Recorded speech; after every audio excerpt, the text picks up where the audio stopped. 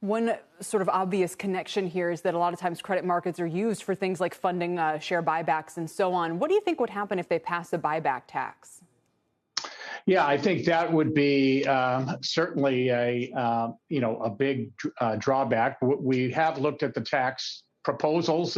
There's nothing in there that would suggest we are going to see a buyback tax. In fact, I was actually surprised to see really no mention of increasing the dividend tax either.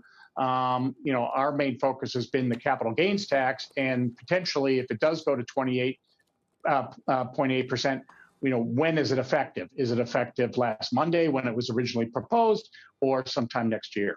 So you think right now, where the credit spreads are, suggests a risk-on posture.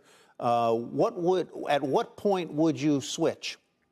Sure. So one of the metrics that we love to use is really just the 200-day moving average of the BBB bond spread, the yield premium that BBB corporate bonds carry over 10-year Treasury yields. If that were to widen to a point where it goes substantially above the 200-day moving average, we say 10% above the 200-day moving average, that's a signal that we would then combine with the fact that valuations are very high and breadth is starting to roll over to maybe confirm that it probably makes sense to take some money off the table. I want to replay back to the great financial crisis.